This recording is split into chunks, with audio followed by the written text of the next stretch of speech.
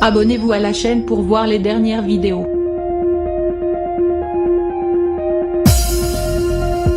La vie de millions de Français a basculé il y a 3 ans et demi. Malgré l'annonce de sa maladie et l'espoir minime de le voir un jour guérir. Les fans de Johnny Hallyday n'ont pas voulu croire aux propos bouleversants de son épouse Laetitia.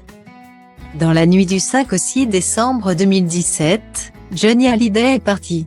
Jean-Philippe Smet est décédé dans la nuit du 5 décembre. J'écris ces mots sans y croire.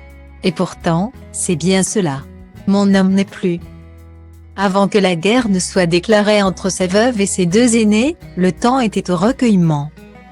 Le 9 décembre, une foule de fans et de curieux était rassemblée aux abords de l'église de la Madeleine à Paris.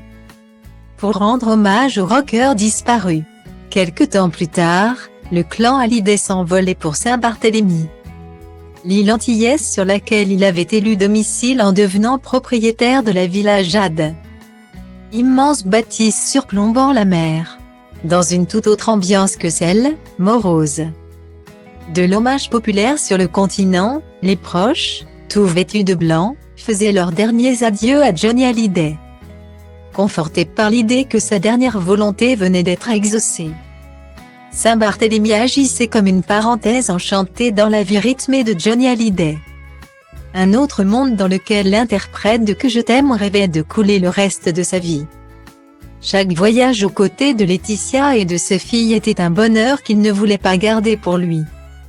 Bien souvent, les amis étaient conviés, comme le photographe Daniel Angely. Dans les pages de Paris Match, l'artiste est revenu sur leur brouille mais surtout leur sincère amitié.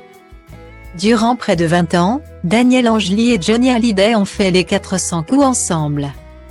Jusqu'à ce que la mauvaise entente entre leurs épouses respectives ne mette un terme à cette belle relation. Quasi fraternelle. À chaque fois que les deux se retrouvaient à Saint-Barth, le passage par le traditionnel Jojo Burger était obligatoire. La terrasse offre une vue imprenable sur le petit cimetière de Lorient, où Johnny rêvait de reposer, à chaque fois qu'on passait devant Jojo Burger. Juste à côté du cimetière, je lui disais en déconnant, « T'as vu, il est plein ton café ». Il me répondait, « Il est beau le cimetière. Il faudra qu'on achète 2 places.